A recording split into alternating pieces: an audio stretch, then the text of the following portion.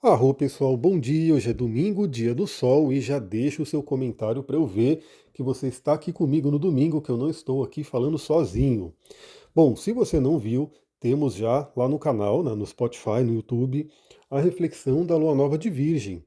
Essa Lua Nova está cheia de simbolismos, ela está bem particular, então se você não viu ainda, corre lá para você poder aproveitar o melhor desse período. E hoje já começamos o dia 4h14 da manhã, com o Sol fazendo quadratura com Urano. Então a gente já sabe, né? Eu vou falar aqui aquela coisa que provavelmente você já deve ter ouvido por aí. Sol em quadratura com Urano pode trazer aí surpresas, aquilo que você combina, de repente é descombinado, mudanças, eventos inesperados, desafios ali na tecnologia principalmente, enfim, são as temáticas chatas de Urano, né? Que geralmente acontecem. Mas eu quero trazer aqui algo mais profundo, tá? Eu quero trazer algo mais. Porque lembra que o meu foco aqui é ajudar no processo de evolução, no autoconhecimento, na cura. E quero trazer aquela palavra que eu também sempre comento aqui e que tem a ver com Urano e que tem a ver com Carl Jung, que é a individuação. Inclusive, pela sincronicidade, ontem chegou um livrinho aqui, né, que eu tinha comprado na Amazon, estava lá em promoção, do Dr. Murray Stein, que ele fala muito do Jung. E os livros dele são muito legais, né, para quem gosta do Jung, porque ele simplifica muito as coisas. O livro do Jung em si é um livro meio pesado de ler, né? Mas o do Murray Stein é muito legal. E aí, a primeira coisa que eu estava lendo no livro hoje de manhã era falando sobre esse processo de individuação, que é a temática ali do Jung. E Urano tem tudo a ver com individuação.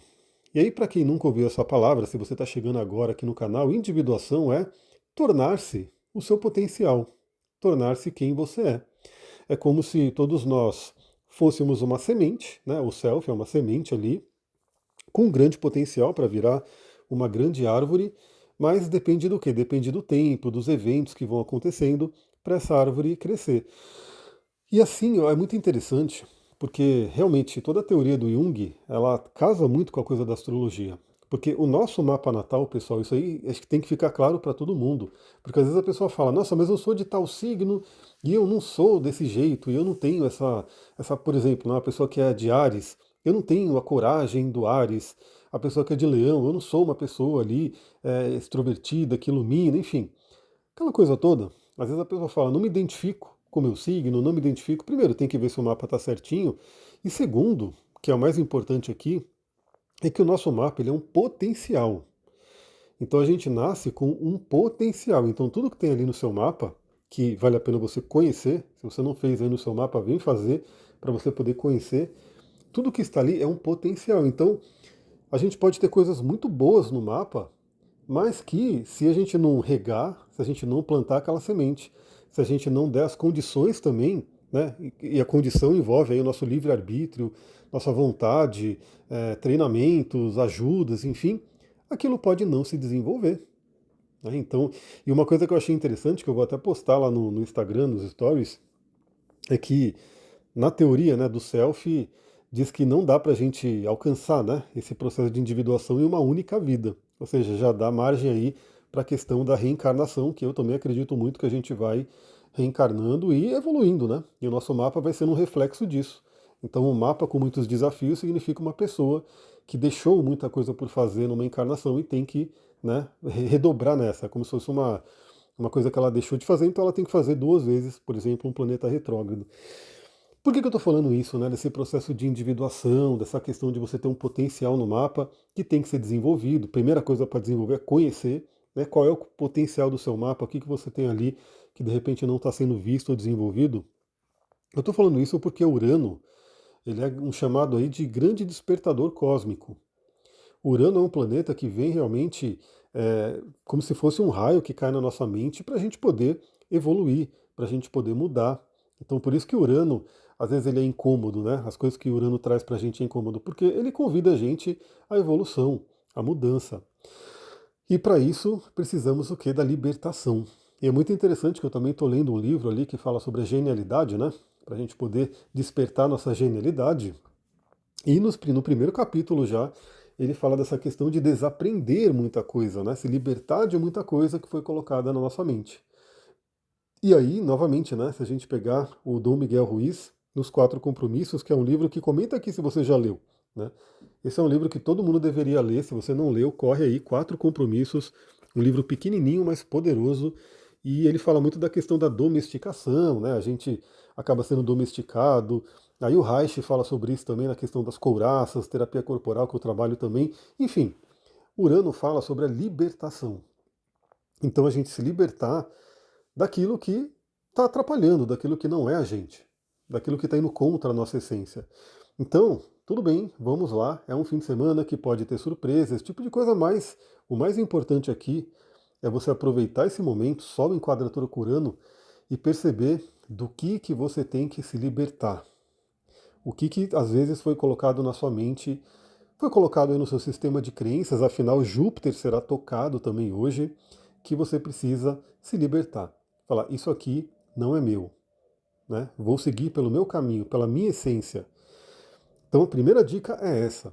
Depois vem a Lua, que está no signo de Virgem, novinha aí, né? Temos uma Lua nova em Virgem. 9 e 14 ela faz sexto com Júpiter.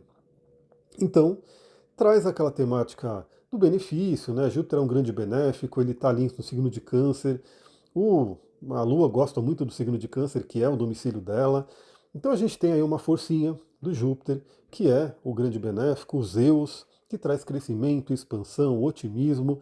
Então é um domingão também para a gente poder abastecer o nosso tanque de otimismo, de acreditar na vida, da capacidade de crescimento e também de perceber crenças, sistema de crenças que a gente tem ali e que pode ser alterado, que de repente Urano está convidando aí a libertação. Então, de repente, o que você aprendeu, especialmente, né, já que estamos falando de um Júpiter em Câncer, na questão familiar, né? O que você aprendeu aí no núcleo familiar, talvez até da ancestralidade, que pode estar em conflito aí, né, com o que você é. Então, o sexto com Júpiter convida aí a rever essas crenças. E olha que interessante, 9h46 da manhã, praticamente o mesmo horário, né, do sexto com Júpiter, a Lua faz um sexto com Lilith. E Lilith é também, né, esse grito de liberdade. Lilith é um ponto muito interessante no mapa. Comenta aqui, quero ver, né? Você conhece o seu mapa, qual é a sua Lilith?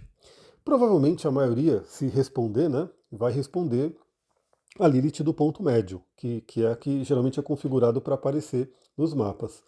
Mas saiba que tem também uma outra Lilith que eu trabalho, que é a Lilith, né, selvagem, a Lilith osculante, que você tem que colocar o código H31 lá no astro.com para ela aparecer, né? Caso você conheça as duas, que podem ser diferentes, muitas vezes são iguais, estão no mesmo signo, né? Mas pode ser diferente, comenta aqui. Como curiosidade, minhas duas Liliths, elas são em peixes e na casa 12. Então as duas estão ali no mesmo signo, em graus ligeiramente diferentes, né? Uma está no grau 9 e outra está no grau 13, mas ambas no signo de peixes e na casa 12. Comenta isso a Lilith. Então Lilith é aquele grito de liberdade também, né? Porque Lilith não se submete. A Lilith representa o poder feminino que não se submete aí ao patriarcado. Tem toda a mitologia ali de Lilith que se coloca lá no Talmud. Então, no nosso mapa, Lilith representa esse ponto de poder, né? Que envolve a sexualidade, a sensualidade, o poder de Kundalini. Tudo isso tem a ver. Outra coisa que é importante, né, na terapia tântrica a gente trabalha muito isso. Muitas vezes todo o sistema que a gente está envolto aí trabalha para quê? Para bloquear, né, essa energia de Kundalini, essa energia de vida, esse fogo da sexualidade, e que inclusive por conta dessa repressão, né, que foi colocada, muitas vezes explode para uma outra. Aí trago Jung novamente, né, enantiodromia, vai para um outro lado e a pessoa também vai para uma ponta também não muito legal. O legal é ter o equilíbrio, essa energia sexual bem trabalhada. Então Lilith também é tocada nesse momento. E aí, quando for 14h02, a Lua em Virgem faz uma conjunção exata com a cauda do dragão. E a cauda do dragão, ponto do eclipse, novamente Lua cheia no signo de Peixes, será um eclipse lunar. A cauda do dragão convida o quê? A limpeza, a profunda limpeza. Então, novamente, olha que interessante esse domingo, pessoal. Sol quadratura com Urano, né? Libertação, para você poder ser quem você é, o seu self, a individuação. O Sol tem a ver com o self também, o mapa inteiro, né? Mas o Sol ele fala muito desse núcleo. E aí a Lua fazendo conjunção com a cauda do dragão, convidando aí essa libertação. E aí também, né, convidando a tirar um pouco da temática negativa do Virgem, do signo de Virgem, que pode ser muito a questão da crítica, E aí envolve a autocrítica. Perceba se você não tem uma vozinha na sua cabeça te criticando a todo momento. Pode ser uma voz, inclusive, que vem de um padrão familiar, uma mãe, um pai muito crítico, né, um professor muito crítico, enfim. Isso ficou na sua cabeça, você pode deixar ela ir embora. Diminua o volume. Das técnicas da PNL são muito interessantes nesse sentido, porque você trabalha com as submodalidades. Então, se tem uma voz na sua cabeça, você vai diminuindo ela. Você fala, peraí, eu estou ouvindo essa voz, deixa eu diminuir o volume. Imagina que você tem um botãozinho ali que você diminui o volume. Aí você começa a ouvir essa voz mais baixa, essa crítica vem mais baixo. Aí você coloca ela mais distante, aí você percebe que ela não é você. Essa voz ela não é sua. Ela foi colocada aí. E você começa cada vez mais, através da meditação, a ouvir a voz que vem do coração, que é a voz do nosso sábio interior. Isso também está no livro Inteligência Positiva, que eu sempre cito aqui, um livro muito legal, né? De repente eu cito ele aí ao longo da semana. Por fim, 19/1 desse domingo, a gente vai ter a Lua fazendo sexto com Vesta novamente. A temática aqui do fogo sagrado. Vesta também tem muito a ver com a nossa Kundalini, a chama que não pode apagar. E se você conhece a sua Vesta, comenta aqui, vamos ver, né? Se você conhece. É aquele convite nesse domingão para saber como é que está a nossa chama interior, a nossa chama de vida. Será que ela está meio baixa? Será que está faltando energia, libido, né? Aliás, fica a dica, tem cristais e óleos essenciais que ajudam muito nessa temática, né? Esse fogo, né? A sensualidade, tudo isso vem à tona. Então, perceba aí como é que vai estar nessa noite de domingo. Curiosidade, minha Vesta é 13 graus de Virgem na casa 3. De Virgem não, de Gêmeos, né? 13 graus de Gêmeos na casa 3 em conjunção exata com a cabeça do dragão. Então eu preciso trazer a mensagem. É por isso que essa chama minha, né, não pode apagar de estar aqui conversando com vocês. Embora seja tudo gratuito, não tem, pode ver que não tem nada, né? Que não tem uma coisa de você pagar, enfim, mas é porque eu tenho que falar, eu quero trazer minha mensagem aqui.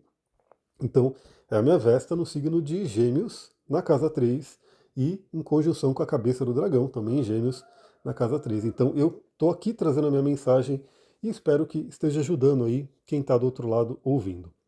Pessoal, é isso. E falando em trazer mensagem, tô vendo aí, né? Se a live do resumão da semana vai ser live ou se vai ser gravação. Vamos ver. Comenta lá no meu Instagram, manda mensagem para ver se você quer live, né?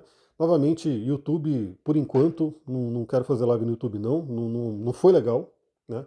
Não tem público ali. No Instagram estava tendo, né? Mas eu quero ver se vai ter gente ali, se você quer que seja live ou não. Porque também, uma coisa é fato, né? Às vezes um áudio gravado assim, ele acaba sendo mais rápido, mais pontual, é algo legal também. Então vamos ver como é que vai ser. Eu vou meditando aí ao longo do dia e vou ver a opinião de vocês ao longo do dia para saber. De qualquer forma, hoje sem falta, teremos o nosso resumo astrológico da semana para já analisar a última semana de agosto. Pessoal, já estamos terminando agosto, hein? Vamos ver como é que vai ser. Se você gosta desse trabalho, lembra, deixa aí o seu comentário, curtida, deixa 5 estrelinhas no Spotify que ajuda bastante e compartilha com uma pessoa que possa gostar também, porque ela não conhece esse podcast e você pode ajudar que ela conheça, né? Vou ficando por aqui. Muita gratidão, ótimo domingo. Namastê, Harion.